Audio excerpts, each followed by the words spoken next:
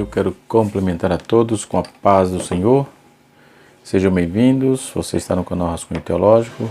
Eu sou o pastor Edivaldo Pereira e nesta oportunidade estaremos comentando a lição de número 1 do segundo trimestre. Estamos começando mais um trimestre que com certeza vai ser muito frutífero. Dentro do quesito da Escola Bíblica Dominical, estaremos estudando os valores do Reino de Deus, a relevância do Sermão do Monte para a Igreja de Cristo. Já dizia Mahatma Gandhi que se todos os livros sacros do mundo se perdessem e ficasse só os Sermões da Montanha, ou Sermão do Monte, nada se teria perdido. E outros escritores também, e até mesmo filósofo, trabalhou essa proposta da veracidade do compêndio doutrinário que Jesus deixou para a sua igreja, que é o Sermão do Monte. Então todos lidaram de forma positiva com tudo aquilo que Jesus falou. Nós temos um compêndio de parábolas, cerca de 41 a 42 parábolas que Jesus contou, e esse sermão que foi contado foi pregado pelo maior pregador de todos os tempos que se tem notícia, Jesus Cristo, Filho de Deus. O comentarista dessa lição é o pastor Zé Gomes, pastor lá da região do estado do Maranhão. E quero parabenizar a CPAD por mais esse trabalho. E um trabalho de extrema relevância para nós, tá certo? Com certeza estaremos aprendendo bastante sobre estas demandas, O que diz o Sermão do Monte? Para que o Sermão do Monte? O que é que está elencado dentro do Sermão do Monte? Essas e outras informações saberemos agora no canal Rascunho da IBD, tá certo? Não saia daí, fique conosco, estaremos comentando um pouco sobre essa temática, tá certo? Quero externar minha gratidão aqui ao evangelista Maurício Xavier, da Congregação do Jardim das Nações, que me presenteou com uma revista, e assim sucessivamente. Agradeço o carinho dos irmãos ali daquela congregação, onde tenho a confiança do nosso pastor presidente da CGDB e vice-presidente da Confradesp, e também o nosso coordenador setorial, nosso pastor setorial aqui no setor 19 em Guarulhos, São Paulo. Quero agradecer a Deus pela vida dele, pastor José Horto Costa Júnior, pela confiança que tem tido para conosco. Deus abençoe a sua vida e estamos aí para servir ao Senhor e glorificar o seu bendito nome. Então vamos lá, nós vamos ver a estrutura do Sermão do Monte. Para alguns estudiosos, o Sermão do Monte se fundamenta na narrativa que começa em Mateus capítulo 1, do verso 4 até o verso de número 16. Para outras informações, nós vamos ver que os desdobramentos que delas envolve aí a genealogia de Jesus, os 7 cumprimentos proféticos, que aparecem nos evangelhos. Nós vamos ver em Mateus 1, 23, o Emanuel. Vamos ver o nascimento de Jesus em Belém, no capítulo 2. Vamos ver ainda no capítulo 2 a chamada do Egito, a chamada do Egito, ou melhor. Vamos ver também o choro de Raquel. Também vamos ver o chamado de Nazareno, capítulo 2, tudo de Mateus. Vamos ver João Batista, a voz do deserto, no capítulo 3, e também uma grande luz, lá no capítulo 4, verso de número 14 a 16. Tudo elencado na nossa base estrutural da revista, Assim, toda a estrutura procede de 5 grandes discursos de Jesus do Sermão do Monte. Quais discursos? Primeiro, as bem-aventuranças, depois, o sal e a luz, que inclusive a semana passada eu ministrei esta aula na nossa congregação, quando demos um período sobre as parábolas de Jesus, mensagens que transformam, ou histórias que transformam, né? Esse foi o tema daquelas 5 semanas de estudo, né? Onde tivemos ali um aproveitamento muito bom, não só de aprendizagem,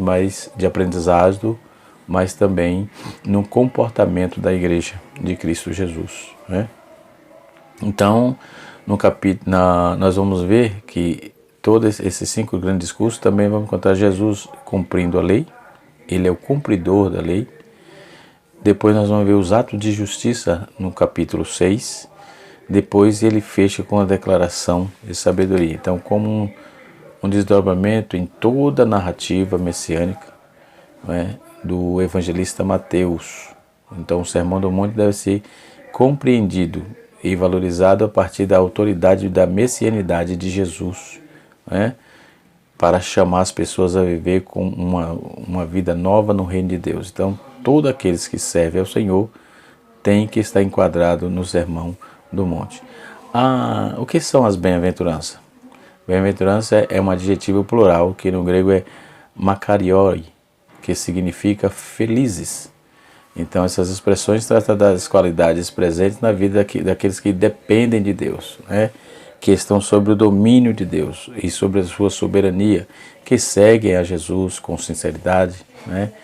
Ele ainda se refere tanto ao presente e futuro, nesse sentido aí os salvos, né, está consciente das promessas divinas para o futuro, né? Então podemos observar que todo esse compêndio de informação da nossa revista, nós podemos ver aqui no nosso sumário, né?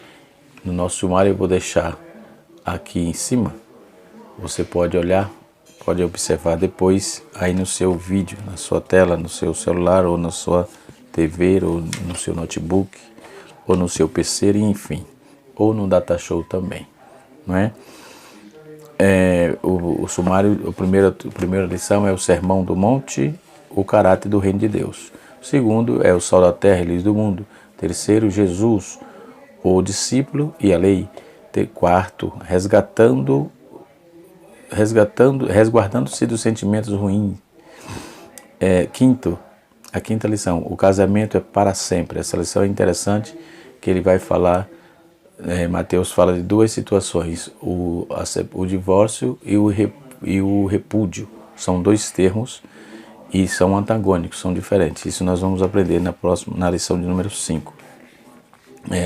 Na lição de número 6, nós vamos ver expressando palavras honestas. Na lição 7, não retribua pelos padrões humanos.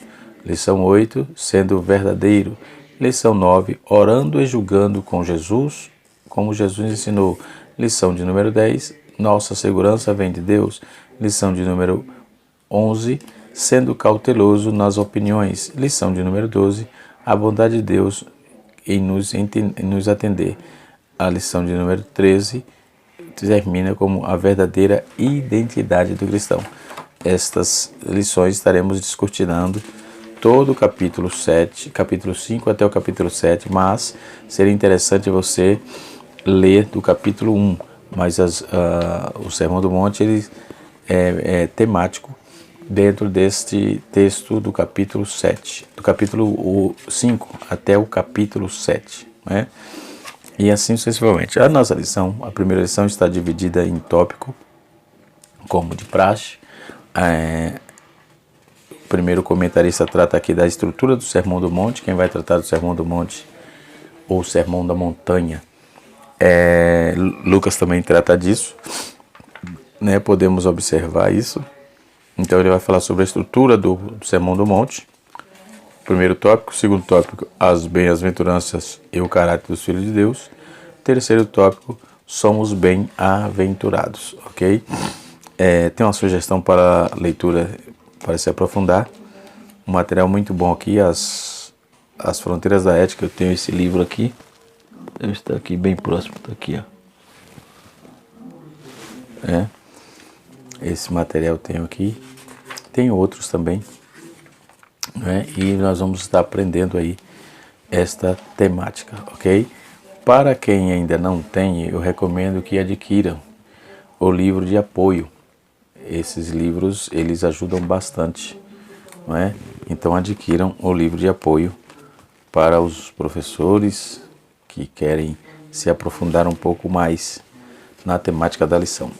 A priori, antes de tudo, seria interessante você ler o livro de Mateus, Evangelho de Jesus, que Mateus escreveu. Eu quero sair aqui com um texto no capítulo de número 5. Vamos lá, Mateus capítulo 5, o verso de número 1, o versículo de número 1, né, nos diz assim: bem-aventurados os mansos. Versículo 1 é assim: vendo as multidões, ele subiu ao monte e sentando-se aproximou-se dele seus discípulos, né? Então as bem-aventuranças na prática, entre a certeza da multidão e a firmeza do monte, o monte e sua postura como ensinador era sempre de segurar tranquilidades e trazer aos discípulos ter acesso aí a essa situação, esse monte, e apontando para um coração cheio, tão cheio que a boca demonstrava isso. Por isso que diz a Bíblia, a boca fala do que o coração está cheio. No versículo 2 diz assim: e se a sua boca começou a ensinar dizendo: bem-aventurados os pobres de espírito, porque deles é o reino dos céus, né? Somente os pobres de vaidade, de ambição, de porfia deste mundo sabe que o reino de Deus lhe pertence, né? Versículo 3, 4. Bem-aventurado aqueles que choram, porque eles serão consolados. Bem-aventurados os mansos, porque eles herdarão a terra.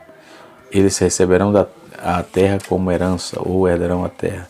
E assim se segue o texto. Bem-aventurados que têm fome e sede de justiça, porque eles serão saciados, né? Nós vamos, com certeza, são 3 lições importantíssimas. Então vamos para a aula, para propriamente dito, o reino de Deus e seu caráter. Até porque o tema da lição de hoje é o reino de Deus, os valores do reino de Deus. Então, o Sermão do Monte e o reino de Deus, não é? Então, o que são as bem-aventuranças? Nós trouxemos aqui a etimologia da palavra. As bem-aventuranças são resultado da fidelidade do crente, né, a Deus, que em qualquer circunstância persevera no caminho, né, e com isso participa das bênçãos divinas da salvação.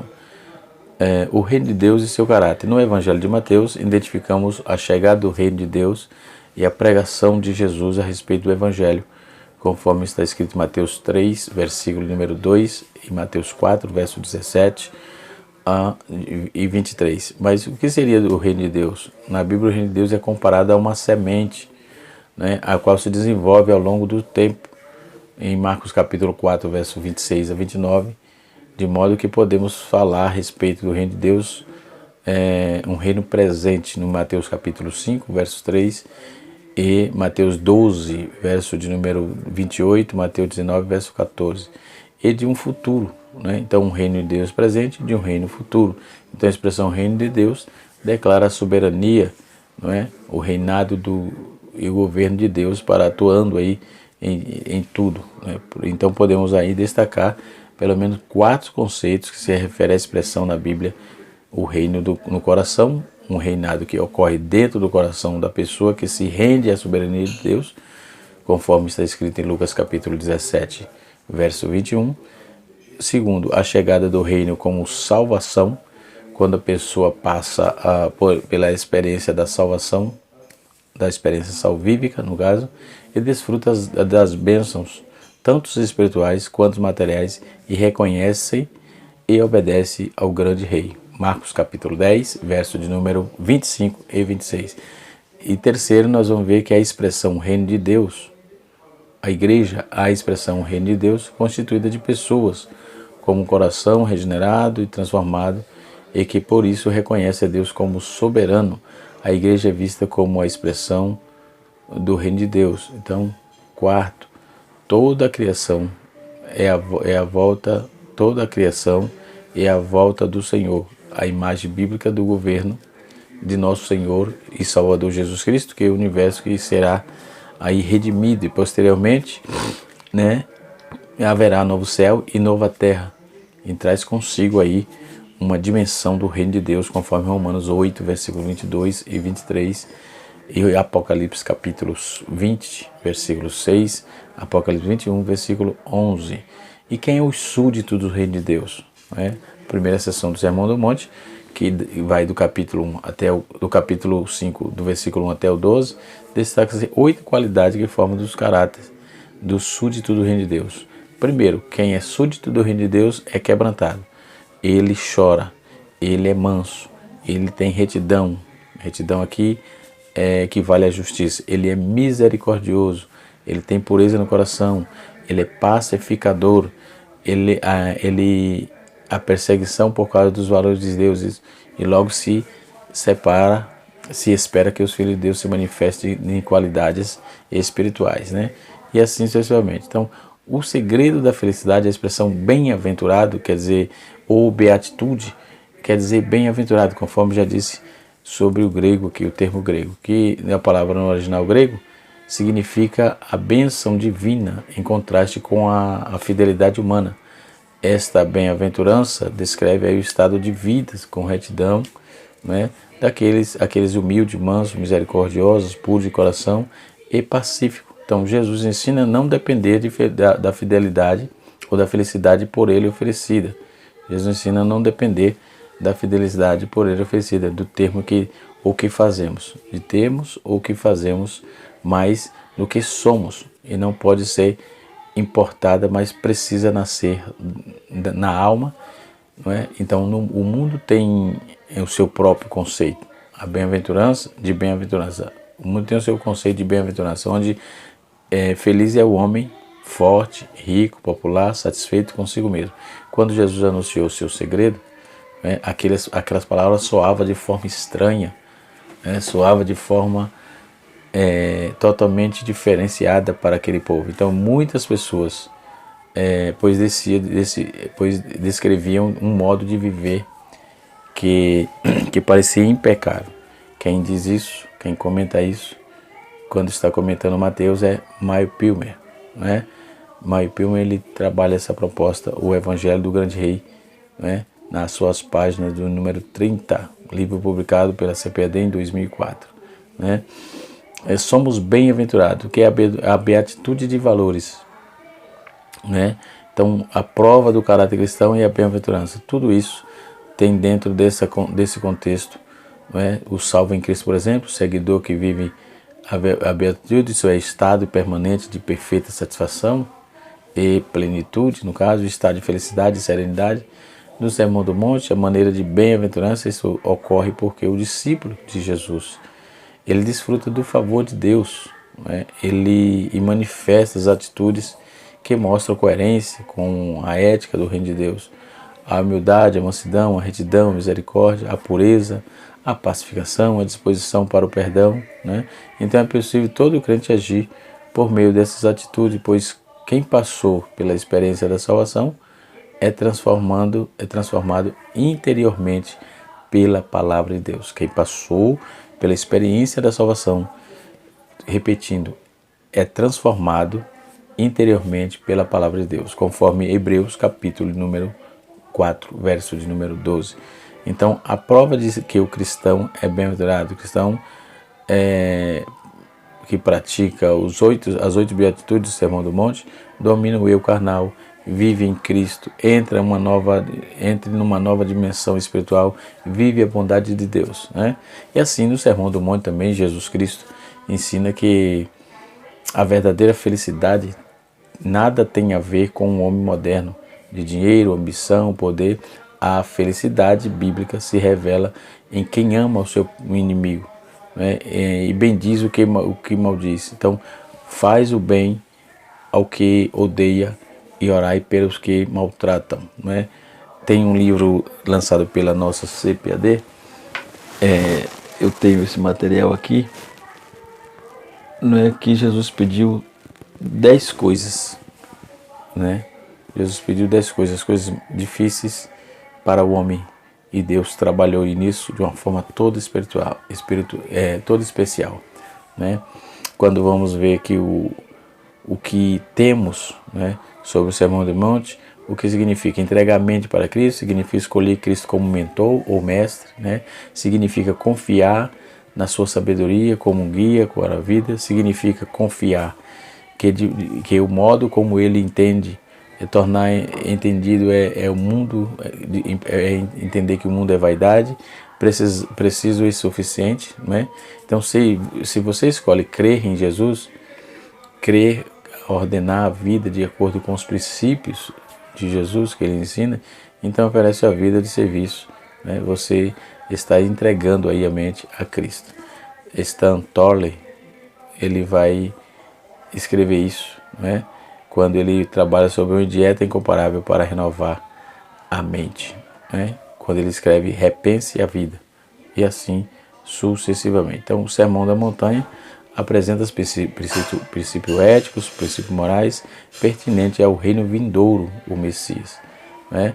Em relação entre a degradação moral do gênero humano, né? Os princípios anunciados por Jesus das bem-aventuranças, o Sermão do Monte é um conjunto de normas e princípios de cunho ético e moral, né? É o estatuto do reino de Cristo. Basta aí comportar-se como alguns princípios éticos e morais de que o homem terá direito do reino dos céus. São perguntas que está pautada na nossa lição também, ok? Nós podemos observar que no discurso, na pregação de Jesus, não é? Que pode ser lido aí no Evangelho de Mateus, o Evangelho segundo Mateus, nos capítulos 5 e 7, como eu disse, e também no Evangelho de Lucas. O Evangelho de Lucas é fragmentado ao longo do tempo. Então, nesse discurso, Jesus profere lições de conduta morais, ditando o princípio para se normatizam aí a orientação para a orientação da vida cristã. O teólogo John Stott, o escritor, diz que a essência do Sermão da Montanha foi o apelo de Cristo aos seus seguidores para serem diferentes dos demais. Não sejam iguais a ele, disse Jesus em Mateus 6, versículo 8. Então, John Stott, ele narrou isso, né? Escreveu isso, comentou quando estava tratando desse texto, né? O reino de Deus que Cristo proclamou deve ser contra a cultura, exibindo todo o conjunto de valores e padrões distintos, então, deste mundo. Quando ele fala da justiça, a influência, a piedade, a confiança, a ambição, e conclui os desafios aí, éticos, morais. Pode-se notar aí grandes revelações, pois aquilo que muitas vezes é tido como ruim, por desagradável diante de Deus, é o que realmente vai levar aí a muitos a verdadeira felicidade. Então, isso é interessante. Quando o Sermão do Monte, quando Mateus apresenta, ele apresenta Jesus Cristo como um novo Moisés. Daí o discurso ser perfeito numa montanha, talvez apenas numa colina, pois Moisés tinha recebido os 10 mandamentos, ou o decálogo, lá no Sinai. Entretanto, Jesus afirmou que não veio para abolir a lei, ou aos profetas, mas sim cumprir a sua íntegra, na sua totalidade. Mateus capítulo 5, verso de número 17. Ok?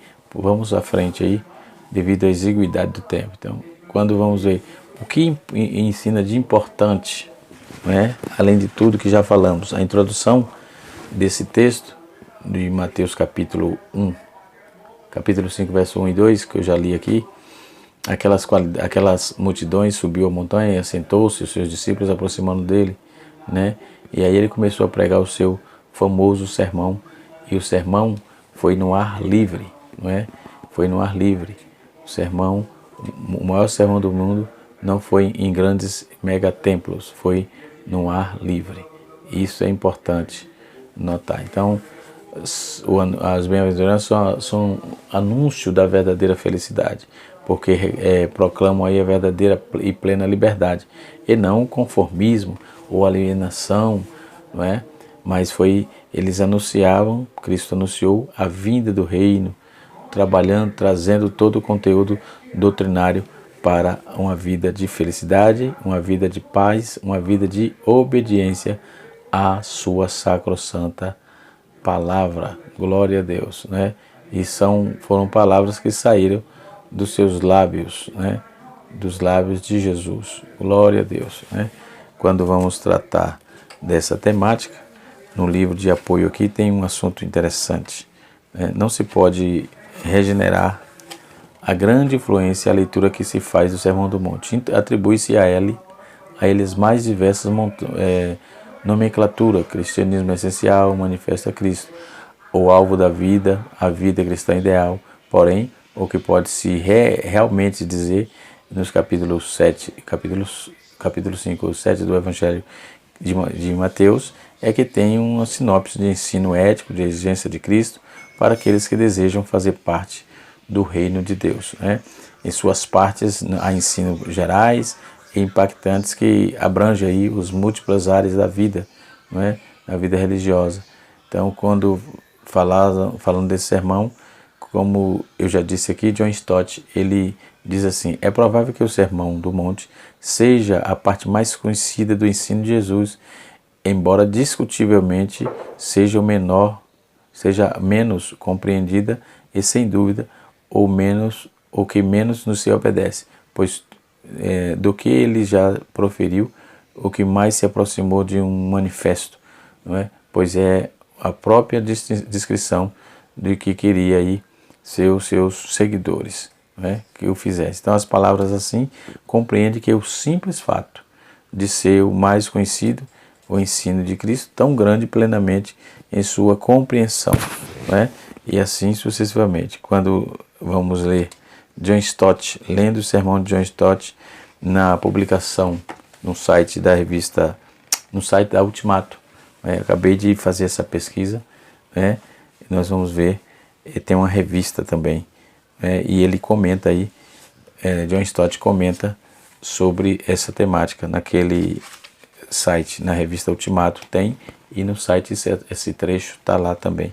Você pode dar uma olhada, não é? Quando você estiver fazendo as suas pesquisas. Sempre que você fazer citação de leitura de outrem, você tem que citar a fonte, não é? Para que fique tudo legal, não é?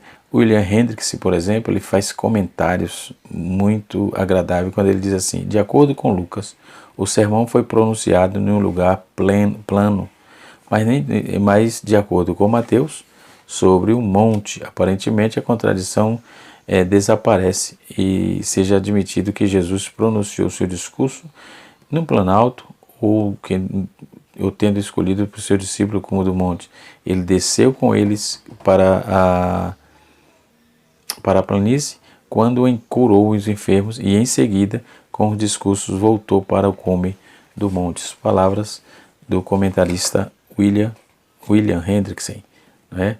E assim sucessivamente. Então, quando vamos tratar desta questão, se você observar todo o compêndio de doutrina que Jesus ensinou, esses códigos, sermão das bem-aventuranças, sempre nos trouxe aí informações de muita objetividade, até porque Jesus não jogou conversa ao vento. Jesus não jogou conversa ao vento. Como diz os nordestinos, Jesus não jogou conversa fora, né? E assim sucessivamente. Eu sou nordestino, baiano até o tutano. Glória a Deus, né? Então, nós vamos ver que o comentarista Tasker, ele fala assim: a expressão do Sermão do Monte, pela qual está na seção, é geralmente conhecida e é algo enganoso, desde que parece mais provável que nesses capítulos os evangelistas não estejam registrando um discurso único, pronunciado de uma vez só, mas sim reunido e organizado em pequenos grupos de ditos, né, ditos de Jesus sobre o discipulado, exortando em várias ocasiões durante o seu ministério.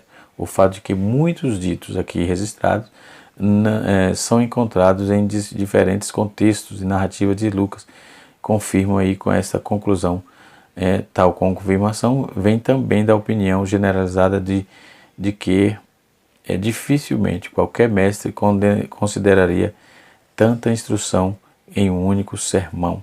Então, como convincente, a opinião de Champman vai dizer que o sermão original pode ter durado tanto quanto 1 hora inteira, e na sua forma condensada até 3 horas, havendo necessidade de desenvolver as explanações. Então, o Sermão do Monte estaremos aprendendo bastante nesse trimestre.